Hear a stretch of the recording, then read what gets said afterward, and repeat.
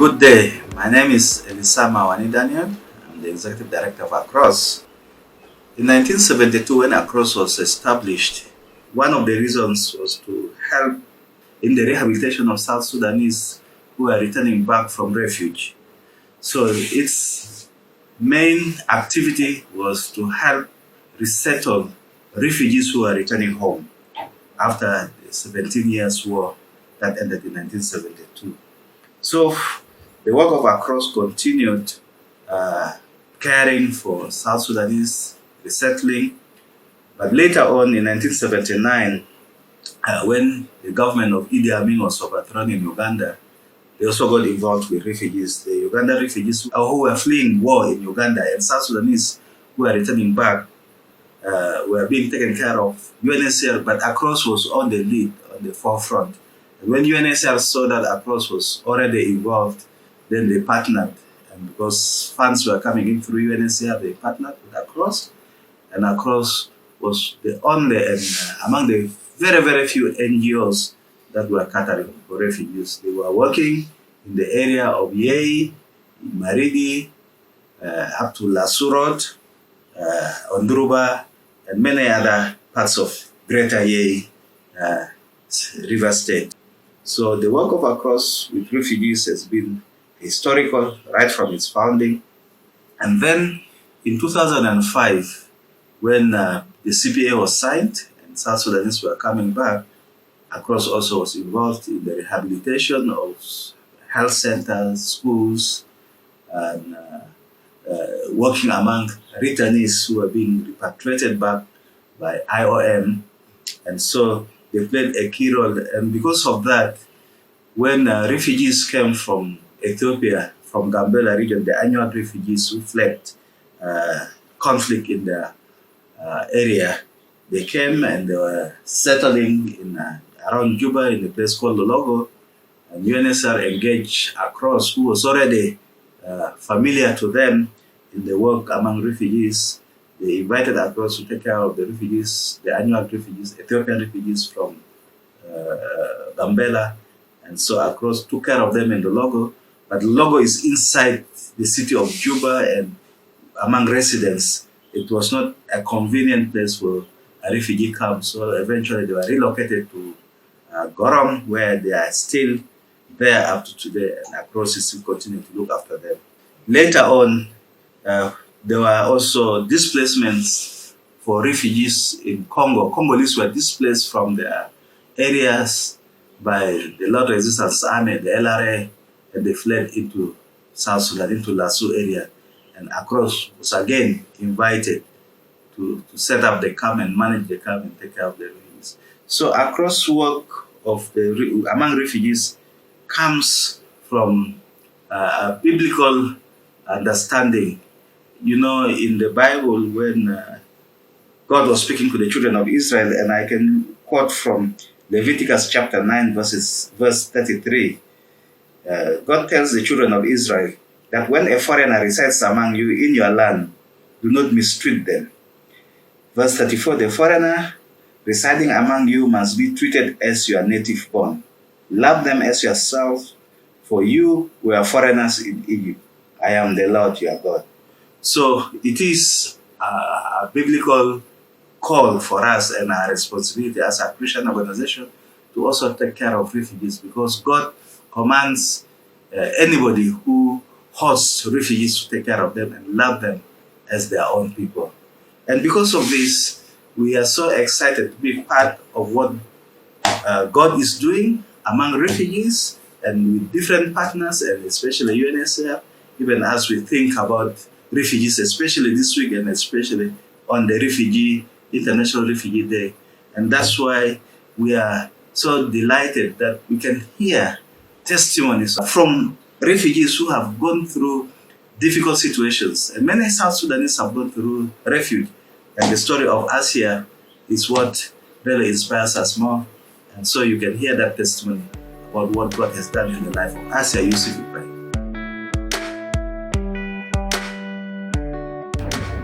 Hello, good morning. At first, I would love to appreciate the organization that has given me this opportunity to represent myself. I'm here for a success story by an urban refugee female student in Juba, South Sudan, 2021. My name is Asa Yusuf Ibrahim. I was born on 25th of May 2000 in Khartoum, the capital city of Sudan. I'm a Sudanese by nationality from South Kordofan, Nuba Mountains state. I'm currently an urban refugee student in 4th year in Juba 7th Day Adventist Secondary School. I'm a girl of 21 years old. I'm from a complete family. Both they are alive and they are living in Sudan. We are 8 in number and I'm the firstborn in the family. Well, I joined my nursery school in Khartoum in 2006. We stayed there for more 2 years and later we moved to the village in Nuba Mountains. There in the village, there were some schools studying English language, and I was lucky to be enrolled in one of the schools. In primary one in 2009, all was well because everybody was beside me. In 2011, the conflict started in Nuba Mountain between Sudan People Liberation Movement rebels and the government of Sudan on date 6th of June 2011, which caused random displacement and destruction in the region. By then, we had no any other options, mostly in terms of education and survival. Life became very tough every day as we were bombed by air military from the government of Sudan. In the same year, my parents decided that we should look for a safety and where I can access my education. By then, I was 11 years old. When they decided to send me to South Sudan, I asked them, with whom will I go and stay with? They told me one of my relatives is taking his kids in South Sudan for studies, so he will take care of me too. I accepted the idea and we started the journey to South Sudan. At first, we reached to Ida, which was a newly open refugee camp for Sudanese who fled from their motherland for safety. There, Ida is next to Nuba Mountain. The fear was still in me. We continued with the journey. The journey was tough and challenging. We used water transport as being my first time to use. I was still crowned with fear, but by God's grace, we survived and we reached to Juba town. We stayed for some days in Juba and later we transited to Yei state where we were planning to go and settle for education. That was in earlier 2012. Indeed, Yei was a conducive state for studies and settlement. We are enrolled in one of the schools called St. Cecilia Nursery and Primary School with other 15 children who came with us, headed by Amira Hamdan Tutu. Later, we were introduced to United Nations High Commission for Refugees and its partners across. We were registered and we were given identity cards and ratio cards. All went well. Perhaps we could receive foodstuffs and medication for free, which made our life soft and easy within Yei State. In 2015, the United Nations High Commission for Refugees and its partners opened up a new refugee camp within Yei State in Lasu Payam, which was another good luck towards us. The United Nations High Commission for Refugees took a full responsibility, including our education, which made our life easier in general in South Sudan. By then, most of us were in upper classes.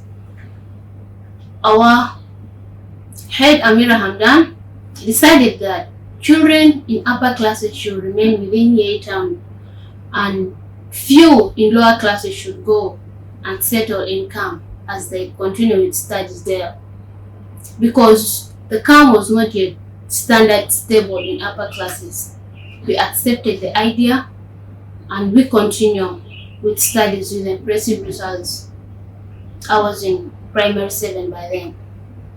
In 2016, as being my final year in primary level, I joined school in first term in class 8 and we finished the term successfully, and life was made for us simple and easy as the refugees.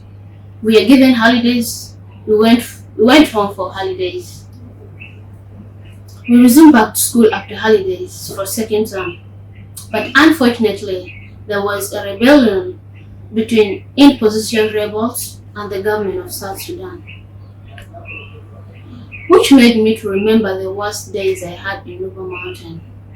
And in fact, it was more worse than the one I experienced, because life became tough in terms of survival and settlement. And the worst is being in a foreign country. You had nowhere to run for safety. In the same year 2016, the rebels mercilessly captured the Lasso camp. By then, the United Nations High Commission for Refugees and its partners had already evacuated, and they left us stranded because the war was uncontrollable. Some of us managed to escape, but others were killed. Even the innocent children were killed. That was when I smelled blood for a second time. I and other people decided to run until we reached the Democratic Republic of Congo. Their life became so strange and difficult. We had nothing to do. I decided to come back to Yei town. On my journey, I suffered and life was very dangerous. But by God's grace, I reached Yei town.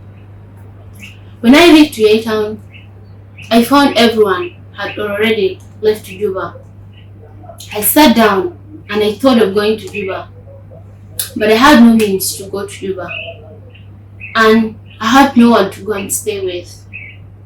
Above all, I had a goal which was incomplete, that is finishing primary level.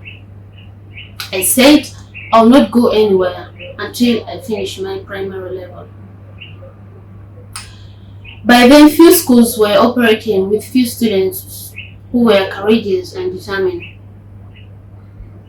With all around me, I never gave up. I worked hard and I committed myself. That's when I was left alone. I knew what life was in real sense. With this, I continued my studies and we sat for exams. I passed with a percentage of 71, being among the girls who passed highly in South Sudan Year stage during that duration of hardship. After the results, I decided to come back to Juba with the intention of going back to Nuba Mountains because I had no hope again to continue with my studies. I reached Juba and I joined one of my relatives. We stayed for a while and I was advised to go to United Nations High Commission for Refugees to go and change my refugee status and become an urban refugee, which I did. By then life was very difficult, mostly in terms of shelter and survival. But we could go to Konyo market, we hustle and get something little for survival. We continued with the hardship as we were hustling. In 2017, I get to enroll in one of the schools in Juba, which was another terrible matter again. But I thank the United Nations High Commission for Refugees for a big role that they have played by supporting me with all the scholastic materials and cash transfer for my basic needs like always shop and the examination fee and the uniform fee. So I was only left with a tuition fee. I had to struggle, and I continued with the hardship, which was made little bit soft by the United Nations High Commission for Refugees and its partners until I reached to Senior 4. That was in 2020. Again, 2020 being a worst year with a serious world pandemic, that is coronavirus, COVID-19, which disrupted all the system in the region.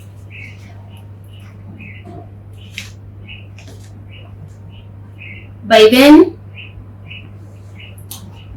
mostly when the government of South Sudan identified the coronavirus cases, they make a decision of a complete lockdown, whereby all the schools were not operating. And it was so challenging to some people like us, students, because we had no hope again. But I'm so lucky to be an urban refugee student. The United Nations High Commission for Refugees and across never left us alone. They make sure they provided us with weekly handouts to keep us in touch with our studies, to keep us in touch with our books. And another thing is they provided us with a solar radio to follow up education in air program, which was brought up by the government of South Sudan, which made me so better than other students who were just at home during the whole year of 2020 lockdown. So I'm here to assure you that with the support that they've given me, I'm ready to sit for my exams with the determination that I will make it. So at this time,